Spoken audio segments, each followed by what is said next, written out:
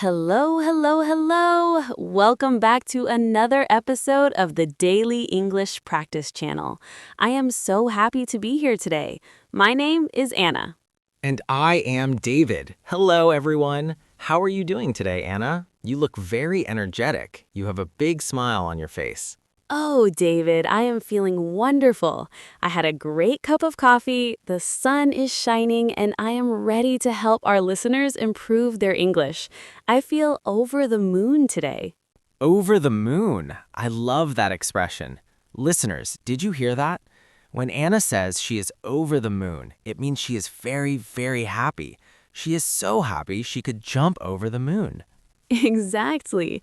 I'm not actually jumping into space, David. That would be a bit dangerous. It just means I'm thrilled to be here with all of you.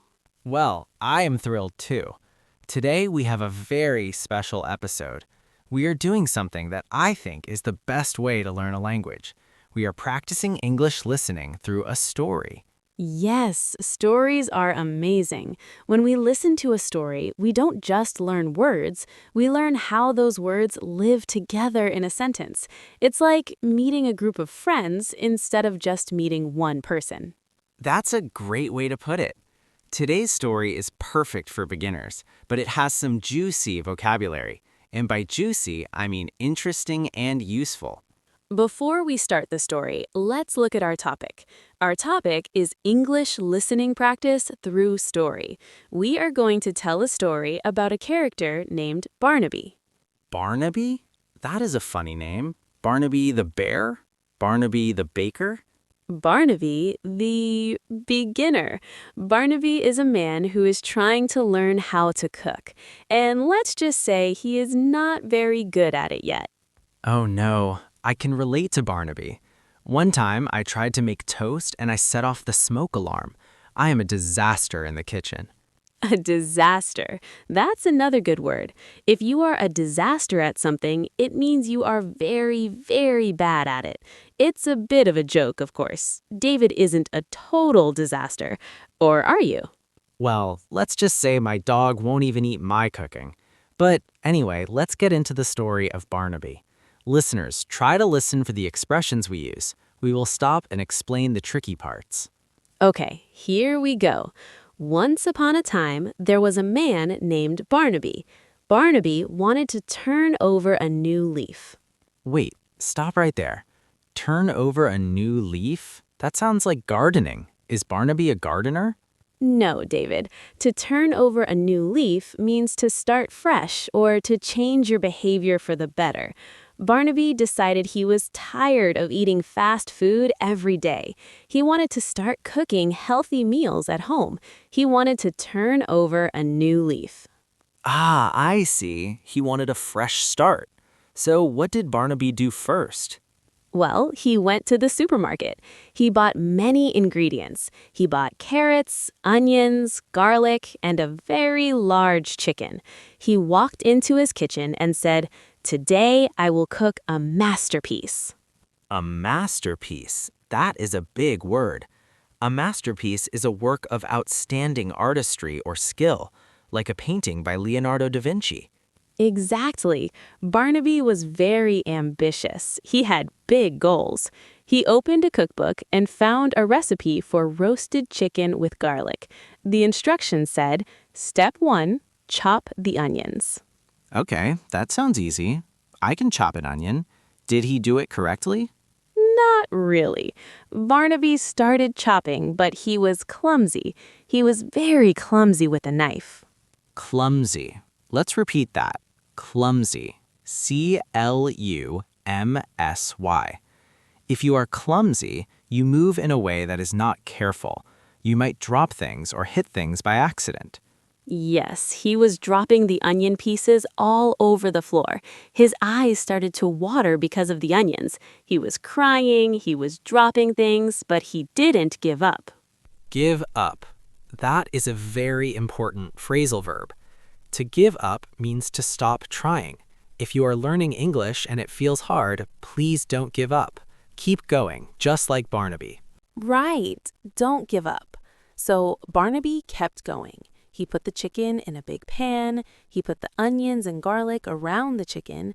Then the recipe said, season the chicken generously. Season the chicken. Does that mean he put summer and winter on the chicken? No, David.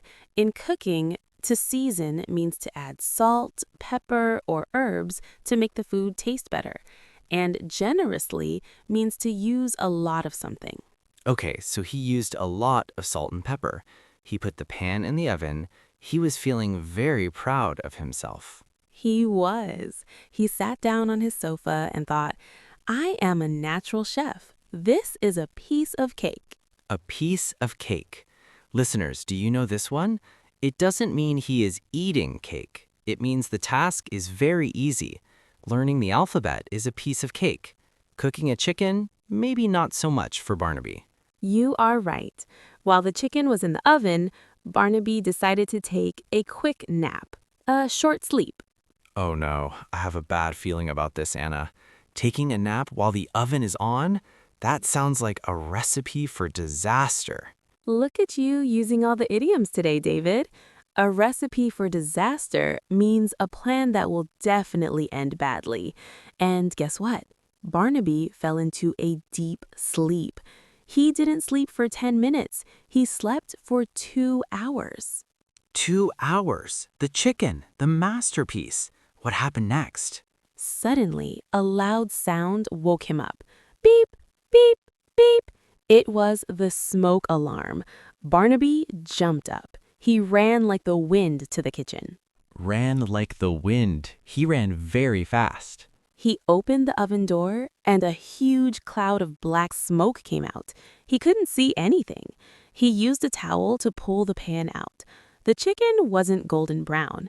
It was black as coal. Black as coal. It was completely burnt. Poor Barnaby, his masterpiece was ruined. He looked at his burnt chicken and felt down in the dumps. Down in the dumps. That means he felt very sad and disappointed. We say someone is down in the dumps when things don't go their way. But then, something funny happened. Barnaby's neighbor, Sarah, knocked on the door. She said, Barnaby, I smell something burning. Are you okay? That's a good neighbor. Barnaby showed her the black chicken.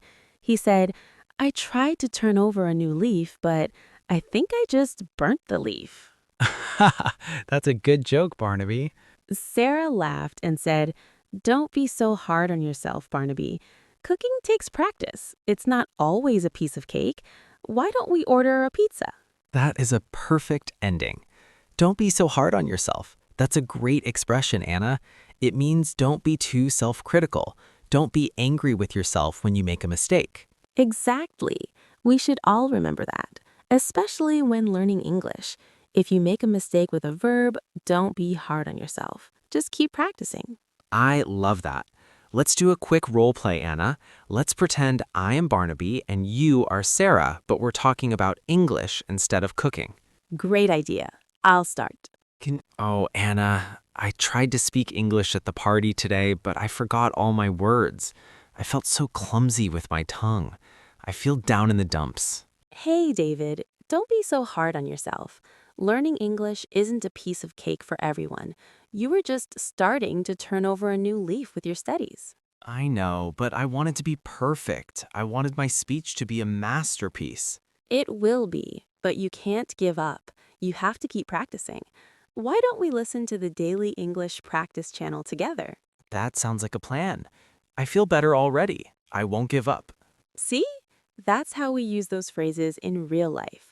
They make your English sound more natural and fluent. Fluent. That means speaking a language easily and smoothly. That is the goal. Now, Anna, should we do a quick review of the words from our story? I would love to. Let's see if our listeners remember. I will say the phrase, and you give the definition, David. I'm ready. Let's go. Phrase number 1, over the moon. That means very happy, like how I feel when I see a pizza. Correct. Number 2, turn over a new leaf. To make a fresh start or change your behavior for the better. Number 3, clumsy. When you move without care and drop things or trip, like me in a dance class. Number 4, give up. To stop trying, and we never do that here. Never. Number 5, a piece of cake. Something that is very easy to do. And the last one, down in the dumps. Feeling sad or discouraged. Perfect score, David. You are an A+ student today. Thank you, Anna. And thank you to all our listeners. Remember, stories are a goldmine for learning. A gold mine. Another one. That means something that contains a wealth of useful information. You caught me. I can't stop using these expressions. They're just so useful. They really are. Well, I think that is all the time we have for today's story. Barnaby might have burnt his chicken, but he learned a lesson, and I hope you did too. Yes, don't be hard on yourself. Keep practicing and keep positive. You are all doing a great job. We are so proud of you. Thank you for tuning in to the Daily English Practice channel. We love being part of your English journey. See you in the next episode. Keep smiling and keep practicing. Bye-bye, everyone. Goodbye.